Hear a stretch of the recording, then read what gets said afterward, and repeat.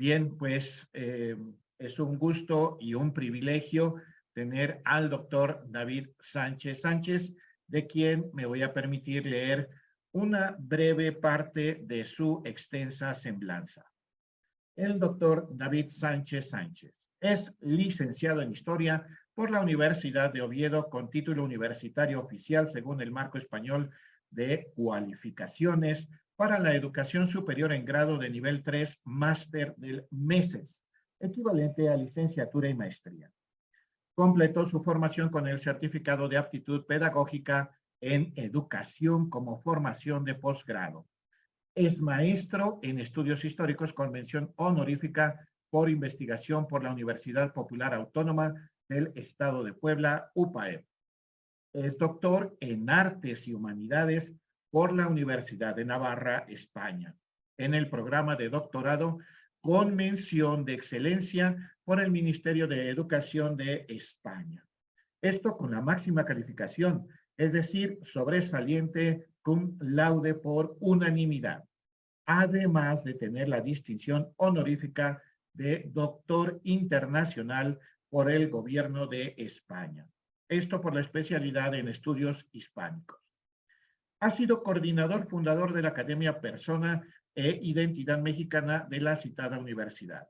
En cuanto a la investigación, es director del Cuerpo Académico de Historia de México, UPAEP, director del Observatorio Utraque Unum, UPAEP, miembro del Centro de Estudios Guadalupanos, miembro del Grupo de Investigación del Siglo de Oro, GRISO, de la Universidad de Navarra, España, miembro de la Asociación de Estudios Americanos del Principado de Asturias, colaborador y vinculador del Cuerpo Académico de Cultura Novohispana, miembro ponente del Colegio de Estudios Guadalupanos del COLEG de la Universidad Intercontinental, miembro del Consejo Editorial del Boletín del COLEG y además revisor de las revistas científicas Hipogrifo y Memoria y Civilización de la Universidad de Navarra, además de las revistas A y H de UPAEP. Actualmente su línea de docencia e investigación, realizando un nuevo doctorado en la Universidad de Oviedo, España, en investigaciones humanísticas. Incluye también su labor como director de la Facultad de Humanidades, con grado y posgrado de la UPAEP. Siendo así, empezamos en este momento nuestra conferencia y damos la bienvenida al doctor David Sánchez Sánchez. Pues muchas gracias, señor Bravo. Saludos. En primer lugar, pues quiero agradecer a las autoridades por esta amable invitación, especialmente al Centro de Estudios Guadalupanos, UPAEP, al maestro Valle, del cual he aprendido, aprendo y aprenderé todos los días en que colaboremos juntos en esta lucha. También pues agradecer la presencia del Centro de Investigación Hermano Coleg de la UIC, del doctor Rocha, y de Bellum Page, del señor Ramón Abajo, desde Estados Unidos de América. Ante ello también esta conferencia está dentro de un marco hacia el 2031, que como ustedes bien saben, caminamos hacia el acontecimiento guadalupano de los 500 años y la fundación de Puebla, esta maravillosa ciudad donde me encuentro el día de hoy. También sin olvidar el año 2033, donde se cumplirán los 2000 años de la redención. Ayer hablamos en el aula magna precisamente de que estas efemérides que nos han conformado como sociedades actuales son efemérides de reafirmación, no tanto de un lugar de destino, sino de una reafirmación histórica que sin lugar a duda nos llevará a los mejores logros y desempeños de nuestras civilizaciones. Ante ello, por favor, permítame compartirles la pantalla para que puedan ver una información gráfica que también les he preparado con motivo de la conferencia de hoy. ¿Me confirman, por favor, que pueden ver correctamente la pantalla, la imagen? Sí, David, se puede ver. Adelante, Gracias. sí se ve. Correcto, muchas gracias. Correcto. Pues el presente análisis se centra en la relación de la protección e iconografía de poder de la Virgen de Guadalupe en etapas virreinales, de insurgencia, de trigarancia y más allá del Imperio Mexicano. Esta reflexión forma parte como avance de un nuevo estudio de doctorado que se presentará posiblemente, si Dios quiere, Dios mediante, en el 2023 y que lleva por título Iconografía de poder, la Virgen de Guadalupe, legítima defensora del virreinato de la Nueva España 1747-1821, como tesis doctoral de la Universidad de Oviedo bajo la dirección del doctor Ismael Sarmiento. En 1785, Teobaldo Antonio de Rivera dijo: Abro cita. El intento de María Santísima cuando se apareció en México no se limitó a la protección de las Indias, pretendió también ampliar su patrocinio a la Europa, a la Asia y al orbe todo. Cierro cita. Cabe comprender que la protección de la Virgen de Guadalupe que nos ocupa integra periodos muy diversos, desde periodos tempranos del acontecimiento guadalupano, siglos virreinales y momentos de insurgencia y trigrancia, hasta el catálogo de menciones posteriores a la independencia del virreinato, siendo todos ellos testimonios de fuentes demostrables. La Virgen de Guadalupe, en esta defensa de un pueblo, de un sentido de pertenencia y de su protección, se compone pues de numerosas teselas que conforman un maravilloso mosaico final que llega hasta nuestros días en el siglo XXI. La evocación de dicha protección concentra toda una serie de clamores, esperanzas, anhelos, pasiones, desvelos y actos de devoción capaces de expresar su dimensión histórica para traspasar décadas y siglos sin perder su alta relevancia en la conformación de las sociedades actuales. Por el tiempo de esta ponencia y ante la imposibilidad de recopilar en el mismo todos los detalles significativos, para este objeto remito a la lectura de la tesis a punto de exponer durante este año. Creo que de una manera eficaz, aunque incurra en lo reiterativo, es dar idea de pataches y tempestades, blasones y estandartes, que será por ello extraer parte de esa construcción de un modelo de protección que continúa vigente bajo la mirada de María, estrella de la evangelización. Si singular y vinculado al agua fue el entorno en que vio nacer el acontecimiento guadalupano, en un valle de especial relevancia a nivel mundial, que alimentó incluso la imaginación en torno a la utopía de Tomás Moro, o sobre la fuente o pocito cerca del santuario, veas el testimonio del inglés Miles Phillips, que vio allí unos baños fríos que brotan a borbollones, dicen que han sanado a muchos. No menos singular y especialmente relevante es el testimonio de un patache, una embarcación de comunicación dentro de una flota. Intentando realizar el deseado tornaviaje entre América y Cebú en el Pacífico, recordemos la ruta que ustedes bien conocen de Magallanes-Elcano entre el año 19 y el año 22, después incluso la conformación de ese tratado después de Tordesillas de Zaragoza para ubicar esa parte de división entre el Reino de Portugal y Castilla en torno a las Molucas, faltaba todavía también una ruta de regreso desde esa zona, una ruta ubicada al sur del actual Japón, la corriente de Kuroshio-Kuroshibo. Por tanto, esta expedición de Legazpi y Urdaneta intentaba por siempre ya descubrir el posible retorno. En esta expedición, como hemos mencionado, intentando realizar ese tornaviaje, la armada de López de Legazpi y Andrés de Urdaneta partió el 21 de noviembre de 1564 del puerto de Navidad, Nueva España, hoy Barra de Navidad, Jalisco. En diciembre, un pequeño navío de acompañamiento o patache de carga llamado San Lucas, de una sola cubierta de eslora con 13 metros, manga de poco más de 3 metros y 20 tripulantes de dicha armada del poniente, perdió el rumbo y el convoy. Abro cita. Primero día de diciembre en la noche. Fue tanto el viento que nos hizo ir a sudoeste. Nos íbamos anegando y no podíamos poner al costado el mar, por ser como era el navío muy pequeño y raso. Se puso un farol en la popa para que las naos de la armada de Legazpi entendiesen el trabajo en que íbamos. Cierro cita. Ante este incidente, llegaron separados de la flota a Mindanao, Filipinas, el 23 o el 30 de enero de 1565. La fatalidad fue más fuerte en su intento de regreso a Nueva España. El 28 de julio de 1565, una tripulación enferma no pudo arriar velas a tiempo. Un golpe de mar barrió cubierta y atravesó el navío. Abro cita. Nos quedamos sin lumbre y el navío atravesado y medio zozobrado metido debajo de la mar. El escorbuto y las pocas fuerzas hacían posible un desenlace totalmente trágico, por lo que pidieron protección a la Virgen de Guadalupe del Tepeyac, como quedó registrado en el testimonio del propio capitán Arellano. Abro cita.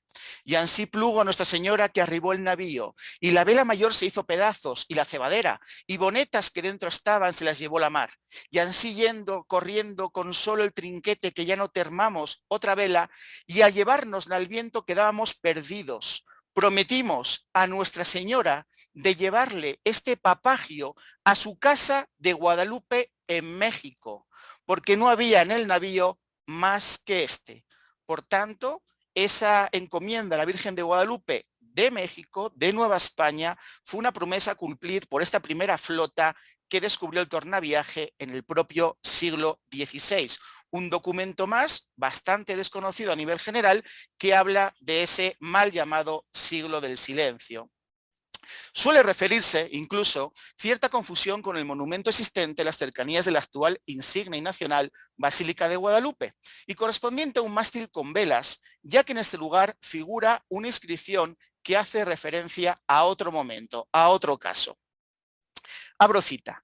Combatido un buque por un fuerte temporal, perdido el timón y el rumbo y toda la esperanza de salvarse la tripulación, ésta invocó todas veras a la Santísima Virgen de Guadalupe, haciéndole presente que si quedaba salva, la traería a presentar a su santuario el palo de la embarcación, cual se encontraba.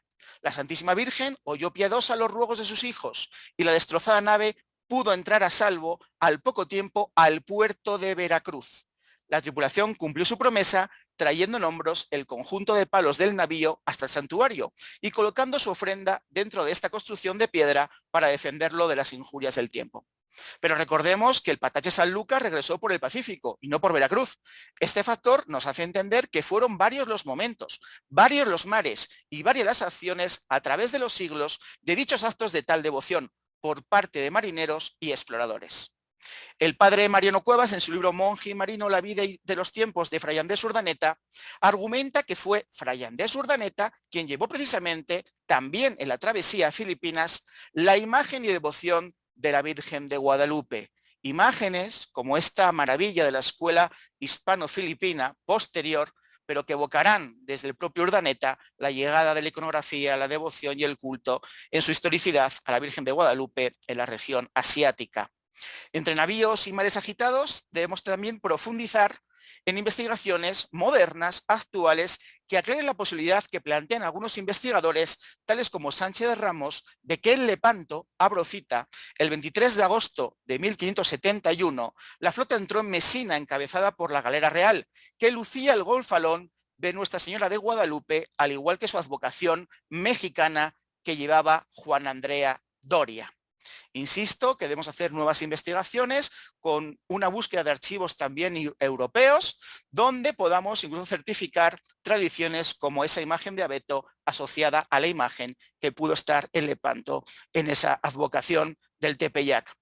Pero volviendo a Nueva España y tierra adentro, según Eduardo Merlo, abro cita, para 1629 el Cocolistri regresó, ahora acompañado por inundaciones. El 25 de septiembre de ese año, la imagen de la Virgen salió en procesión arriba de una canoa para recorrer las calles de la ciudad hasta llegar a la catedral. Ahí se mantuvo durante 5 años, mientras las inundaciones y la epidemia o las epidemias comenzaron a bajar. La protección de la Virgen de Guadalupe se presentó con igual potencia en embarcaciones de prestigio que navegaron por el Atlántico. El navío de Nuestra Señora de Guadalupe y San Antonio, capitana de la Armada de Barlovento, de 600 tripulantes y 60 cañones, construido en Campeche el 25 de enero de 1702, hundido por temporal el 24 de agosto de 1724 en Samaná, actual República Dominicana, tenía, abro cita, popa de espejo plano, esta zona techada y en ella se encuentra insertado el palo mesana con su botavara y pico. Lleva pintada la imagen de la Virgen de Guadalupe y tiene rica decoración tallada. En proa el mascarón está y corresponde a la Armada Española con el león rampante coronado, con timón de codaste y fanal de popa, además de la bandera con la versión del escudo de Castilla y León con el toisón de oro. Porta otra bandera sobre la mayor, posiblemente relacionada con la Armada de Flandes. A veces las maquetas actuales conservadas de época moderna quizás han fallado en los pigmentos, pero tenemos la constancia por escrito de que correspondía, además construida en Campeche, a una guadalupana del Tepeyac. También Francisco Javier Clavijero, abro cita, sin más equipaje que una muda de ropa y su breviario, fue embarcado el 25 de octubre de 1767 en el paquebot llamado Nuestra Señora del Rosario. Entre 1000 sufrimientos y un naufragio, del que se salvó invocando precisamente a Nuestra Señora de Guadalupe, llegó a Italia y allá fue destinado con sus superiores a Ferrara. Mas luego, cuando ya concibió su idea de escribir su historia de México, trasladóse a Bolonia, donde el ambiente literario y la cercanía de bibliotecas y archivos tanto le habían de ayudar para llevar a feliz término su empresa. Recordemos también su obra El breve Ragualio, que dedicó a la Virgen de Guadalupe.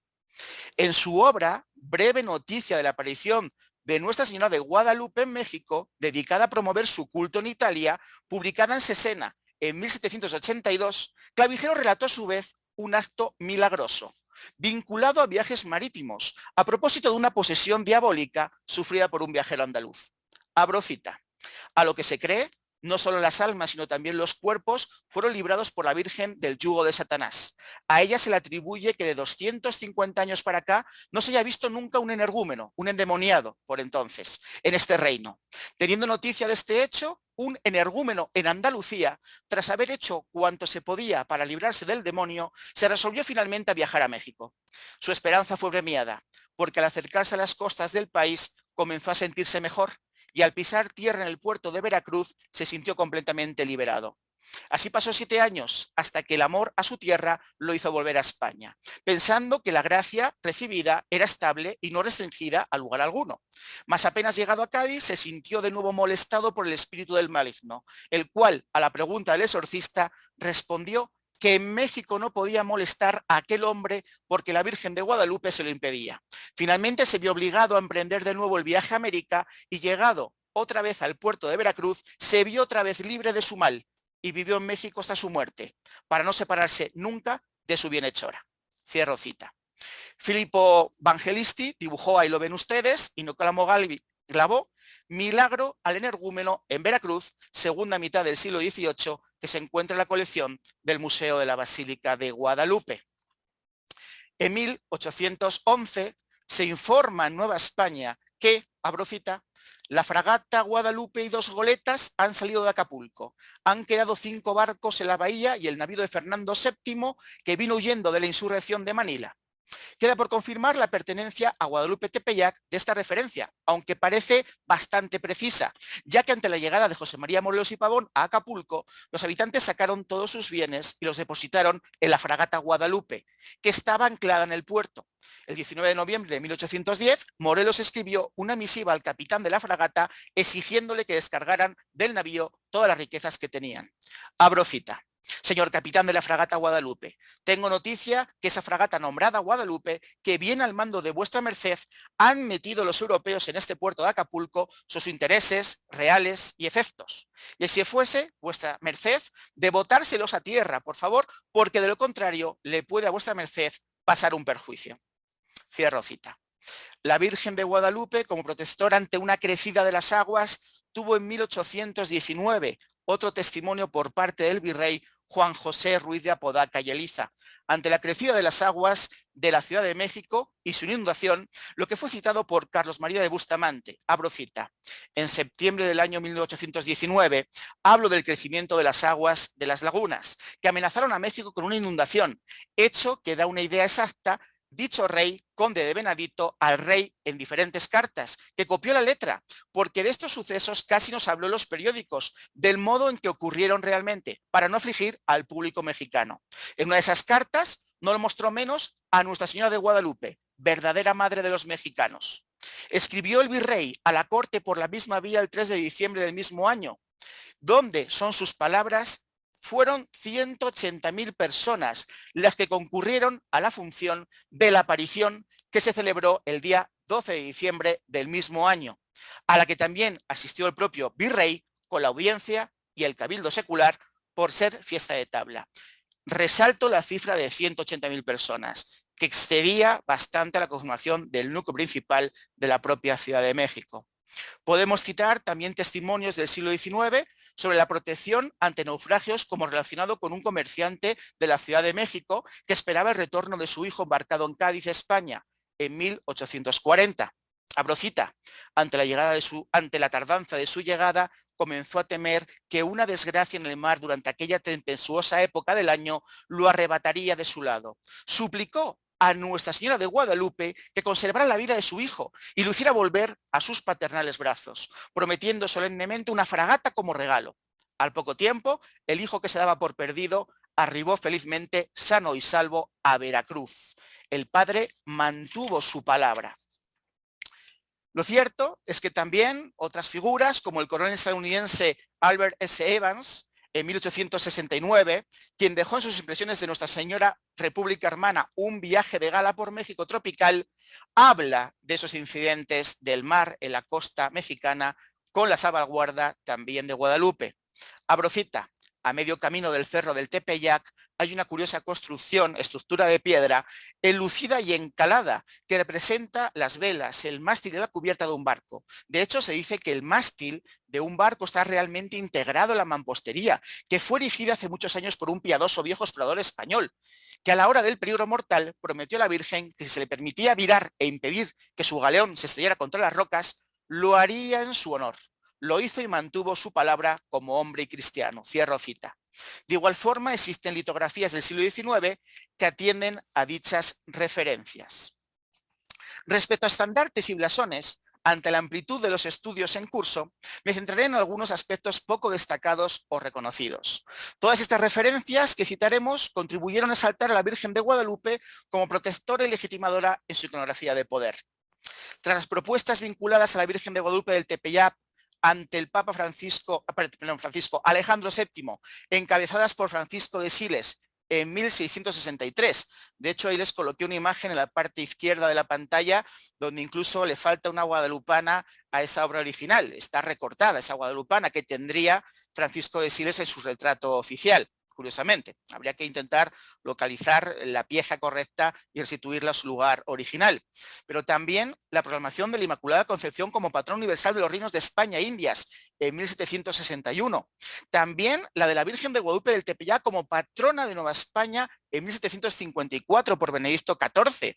E incluso la conformación, ahí ven quizás un poco de caos en la parte derecha de la pantalla, una teoría de redes, que estamos a punto también de publicar, seguramente, posiblemente este año, donde hemos analizado los miembros de esa ilustre congregación guadalupana sita en Madrid, pero todavía está por desvelar, por eso lo ven un poco chiquito, ¿no? Está por desvelar ese estudio todavía de cara al público.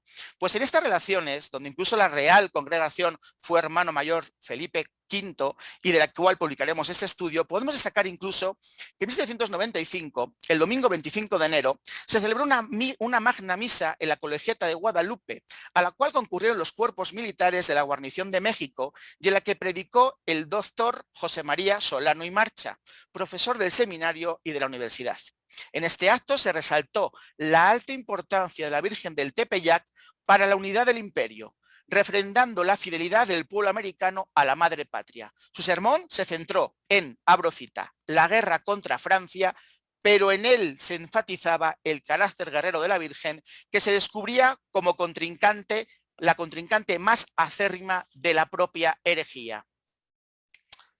Abro cita.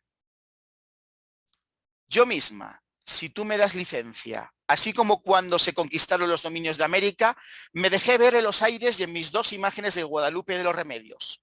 Así también iré ahora a cegar a los franceses, para que abatiéndolos el monarca español no se pierda aquel reino antes cristianísimo. ¿Qué? Mi imagen mexicana de Guadalupe, tan aplaudida en Madrid, tan celebrada de aquella congregación, de la cual se hicieron hermanos mayores los mismos reyes, vasallos tuyos y míos, ¿no ha de ser el iris que les anuncie una justa y cristiana paz? Cierro cita. La guerra del Rosellón, de la Convención o de los Pirineos fue el frente pirenaico de la guerra de la primera coalición contra la Primera República Francesa. Enfrentó a la Francia revolucionaria contra los reinos de España y Portugal desde marzo de 1793 hasta julio de 1795, durante las guerras revolucionarias francesas. Se producirá entonces en Ciudad de México lo que he definido como el incidente de los balcones, vinculado a imágenes de la Virgen de Guadalupe a modo de pedazos de tela generalmente cuadrilongos, donde figuró su imagen. José María Novelistán y Souza, recién nombrado canónigo de la Catedral de México, quiso rendir un homenaje al jefe de ministros de España, al valido, Manuel Godoy, para celebrar su reciente condecoración con el título del Príncipe de la Paz por la firma de la Paz de Basilea. Para ello había adornado su balcón en Ciudad de México con un retrato del ministro y unos versos en su honor. Se hizo patente la crítica a dicho acto y la necesidad de dar un reconocimiento particular del reino dentro del Imperio Español y que, por tanto, suponía la protección particular de la Virgen de Guadalupe hacia los americanos. José María Beristán y Souza, antes del 12 de diciembre de 1795, sustituyó el retrato de Godoy con una imagen grande de la Virgen, flanqueada por un par de poemas que detonaban apresuramiento y la clara intención de reparar el supuesto agravio a la Virgen que había cometido. Abro cita: soberana Madre nuestra, pues que nos vimos la paz, que en tu virtud sea haz, y la abundancia en tus torres y en que en una y otra España, que son las torres que tienes, abunden todos los bienes. Cierro cita. Del virrey Miguel de la Grúa Talamanca de Carín y Branciforte, primer marqués de Branciforte, se comentó que su amor a la Virgen de Guadalupe y a la Real Familia jamás se le caían de la boca. Todos los sábados y día 12 de cada mes iba al santuario, hacía poner una grande imagen y cortina en el balcón de palacio y estableció la salva en la madrugada del día 12 de diciembre. Y es que el 3 y el 12 de diciembre hubo salvas, gran iluminación, adorno de cortinas y 8.000 esquelas de convite y cartelones impresos para que las tres fiestas que entonces se celebraron, la de Guadalupe, la paz con Francia y el cumpleaños de la reina María Luisa, que era el 8, se pudiesen celebrar. Recordemos que estamos todavía muchísimo antes, más o menos, de la arenga de Dolores. Es un momento contra Francia antes de la invasión napoleónica. El 16 de diciembre de 1795, la Gaceta de México expresó: la festividad de la milagrosa aparición de Nuestra Señora Soberana, tutelar y patrona Santa María de Guadalupe se ha celebrado en el presente año con las mayores demostraciones de devoción y alegría, pues habiéndose solicitado por un piadoso distinguido vecino de esta capital que en todo el novenario hubiera general iluminación y adorno de cortinas, para cuyo efecto se repartieron con superior permiso 8.000 esquemas de convite, se fijaron rotulones impresos y se anticipó a petición del bando que se publicara anualmente, que se ha logrado satisfacción por suya por la complacencia del público, dando el mayor ejemplo el propio excelentísimo señor virrey, como que desde mucho antes se ha granjeado por su devoción tiernísima para la santa imagen el glorioso epíteto de virrey guadalupano. Tenemos cada vez más documentos contra la falsa de que los virreyes, la sociedad virreinal, los siguientes realistas no querían a la advocación guadalupana, tachándola de otro bando, otro sector. Los virreyes reafirmaban su devoción guadalupana con numerosos documentos que tenemos ya en custodia y que estamos analizando. Por tanto, el propio virrey guadalupano defendió la advocación y esos festejos en libertad frente a esa Francia revolucionaria. Se incorporaron incluso nuevos versos ahora no referidos a la gloria de Godoy, sino centrados a la Virgen María en casa del abogado de la Real Audiencia de México, Juan Acero Peinbert y Hernández. Abro cita: cuando infestada esta nación se hallaba con la ciega perversa idolatría, desde el empirio descendió María a disipar el mal que la viciaba. La más sangrienta guerra aniquilaba a este imperio hoy feliz cuando yacía en la sombra fatal que producía la gentílica fe que profesaba. La dulce paz que apetecía a nuestra indiana nación ya se afianza saber que su gobierno fiel descansa en los excelsos hombros de María.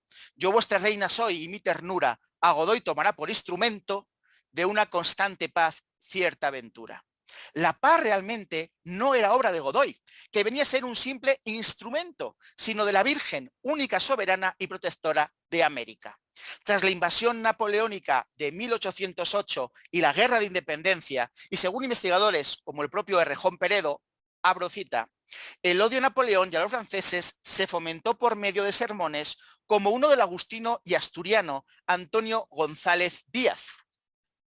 Se pronunció en el santuario de la Virgen de los Remedios, a presencia de su prodigiosa imagen, a la que debe España la conquista de este reino, a la que recurre México en todas sus necesidades y en la que se ha hallado siempre el remedio de sus males. Llama la atención de este discurso, de este recurso especial en los apremios políticos de la monarquía, que no se acudió a la Virgen de Guadalupe. Pero esto no se debió al conflicto insurgente, pues el sermón se pronunció antes de la arenga del grito de Dolores. Resalto las palabras de Errejón: de manera que el inicio de la insurgencia bajo el estandarte guadalupano no fue, como suele decirse, la ocasión para propiciar la contrapartida del recurso realista de la Virgen de los Remedios. Desde antes, frente a la noticia de la invasión napoleónica, la devoción de los Remedios cobró especial sentido, ligándolo a la conquista de este reino. Quizás el matiz es que, por un lado, Los Remedios sería la conquista del reino y Guadalupe la protectora de ese reino. En la Gaceta del Gobierno de México del martes 15 de mayo de 1810 se publicó lo siguiente. El 11 del corriente fue conducida desde su santuario a la parroquia de Santa Veracruz, Nuestra Santísima Madre y Señora de los Remedios, y el 12 entró procesionalmente a la Santa Iglesia Catedral, con la magnificencia acostumbrada, en donde se le está haciendo un solemne noverario. Por las actuales necesidades, también se está celebrando otro novenario a Santa Teresa y ayer concluyó un triduo a Nuestra Santísima Madre de Guadalupe. Por este medio esperamos que el Señor de los Ejércitos, Dios, que en sola una noche destruyó a las inmensas huestes de Sennacherib, nos libertará de la inundación de bárbaros que devastan la península y nos restituirá a nuestro deseado Fernando, y con él la paz y tranquilidad universal que tanto necesitamos. La Virgen de los Remedios estuvo ligada, por tanto, al término la conquista de este reino, y Guadalupe como protectora de este reino. Por el tiempo de esta ponencia, finalizamos recordando y señalando la alta importancia de la conspiración de San Miguel el Grande y las banderas de San Miguel de Allende, o llamadas también gemelas, localizadas por Marta Terán, y del mismo modo la hipótesis de la primera bandera de Atotonilco, previa al cuadro de la Virgen de Guadalupe de Andrés López de 1805, tomado de la sacristía de la parroquia de Jesús Nazareno. Se menciona incluso un dato especial en ese 16 de septiembre del año 10 de una bandera popular en manos del contingente. Pueden ver ustedes imágenes de esas banderas gemelas de Allende, en esa Inmaculada Concepción de azul celeste y blanco, con la imagen guadalupana, y por el lado contrario vemos el escudo de México, ese águila en ese valle, sobre ese nopal, con los estandartes virreinales en defensa, preparadas para la toma del gobierno, que según el derecho castellano era lícita en crear juntas de gobierno hasta que el rey fuese liberado. Por tanto, no traidores, sino defensores del auténtico derecho castellano del momento. Aquí alguna ampliación para que vean algunos detalles al respecto de estas banderas bastante desconocidas, localizadas por Marta Terán en un museo de Segovia, del Ejército de Artillería, mal catalogadas por entonces. Una ha sido devuelta ya para siempre a México en acto oficial diplomático, la otra sigue en custodia en España y a su vez México también entregó una bandera histórica y otra sigue en custodia. Por tanto, es llamativo que esta documentación muy desconocida no la seguimos difundiendo o investigando más allá, pero sumamos información a todo ello. Estas banderas no se convirtieron en las principales, pese a ser las primeras preparadas por un movimiento de la toma de poder ante la invasión napoleónica. Aquí no puedo dejar de citar la gran obra Elegía Criolla de Tomás Pérez Bejo, donde nos dice que fue una guerra civil entre mayúsculas, ya que tras la invasión napoleónica esas independencias no fueron buscadas inicialmente, sino fueron consecuencia de la invasión napoleónica y de una lucha fratricida donde las potencias rivales consiguieron finalmente la división.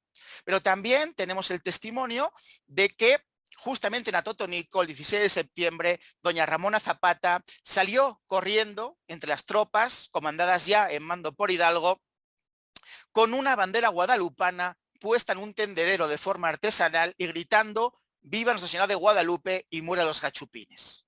A continuación, en Atotonilco se tomará de la sacristía, o Hidalgo manda bajar o le es entregado. Hay diferentes opiniones en las crónicas de época, donde se toma un cuadro de Andrés López. Ahí les pongo una fantasmagórica idea de esa primera popular, en manos incluso de una mujer, lo cual es muy llamativo. Una vez más, las mujeres, tras la invasión napoleónica, en las calles de Madrid, en las calles de Oviedo, pues han salido quizás a veces las primeras en acto, demandando justicia y libertad.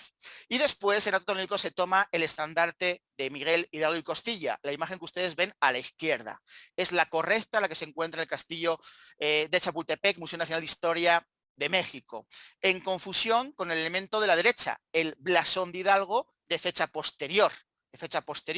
Quizás la confusión es por la obra de Antonio Fabrés de 1905, que ven ustedes en la parte superior, donde aparece una reconstrucción hipotética de Hidalgo con el blasón y no con el estandarte de Atotonilco. Por tanto, reivindicar las banderas gemelas de Allende, la bandera principal que se convertirá el estandarte de Hidalgo, el que ustedes ven a la izquierda, y después otras banderas como esa de caballería, que además me encanta también en el análisis porque tiene el escudo a la derecha de la provincia franciscana de San Pedro y Zapalo de Michoacán y a la izquierda el escudo castellano. Por tanto, defensores del rey y de la santa religión con mayúsculas. El 21 de septiembre del año 10, justamente Hidalgo hizo su entrada en Celaya con gran solemnidad y llevando en sus manos el cuadro de la Virgen de Guadalupe, posiblemente ese cuadro de Andrés López de 1805 que acabamos de ver. En esa entrada en Celaya y por el tiempo de la intervención y para finalizar, remitimos nuevamente a la tesis mencionada en su fase final respecto al estudio más completo y detallado con diferentes análisis de una iconografía de poder de la Virgen de Guadalupe en las fases de insurgencia, de trigarancia y de consumación de la independencia del Virreinato de Nueva España, incluso adentrándonos en el primer imperio mexicano de una nueva y preciada realidad. Para finalizar, no podemos sino destacar que la extensa relación en suma de una serie inacabable de ejercicios de protección, devoción, legitimación de poder, signos de lealtad, peticiones, etcétera, tuvo también otros momentos destacados como la creación por parte de José María Morelos y Pavón de la ciudad de Nuestra Señora de Guadalupe, como cabecera de la nueva provincia de Tepan, fundamento del actual estado de Guerrero, a 18 de abril de 1811, que el virrey Francisco Javier Venegas también otorgó a los curas párrocos, abro cita, la facultad para que en nombre de la Santa Beatísima Padre, Hijo y Espíritu Santo, en la Santísima Virgen de Guadalupe y por lo que toca abajo del cielo y en nombre del cristiano y católico Rey Fernando VII y de su virrey, ofreciesen, prometiesen y asegurasen el perdón e indulto a cuantos dejando arrepentidos las armas se presentasen a nuestros citados curas en los dichos pueblos del sur. Es decir, una vez más los virreyes acuden a Guadalupe para poner fin a una guerra civil totalmente dramática en todos los frentes. Pero también, con ello, los festejos guadalupanos del 22 de marzo de 1814 con motivo de la restitución de Fernando VII y en un México ya independiente la presidencia de la Virgen de Guadalupe en la Cámara del Congreso en 1822. Ahí ustedes no la están viendo, más bien hay una pala satanera en la parte central de la imagen de esa cámara. Y es que hay cierta manipulación, digamos, de un Photoshop histórico, porque en documentos contrastados de Thubert de Buchan, de la misma sala en la misma época, aparece la Virgen de Guadalupe presidiendo la sala, como ustedes pueden ver en esta imagen. En ese congreso, la iglesia de San Pedro y San Pablo, y posteriormente en el propio recinto de la Cámara de Diputados del Palacio Nacional, de 1823 a 1872.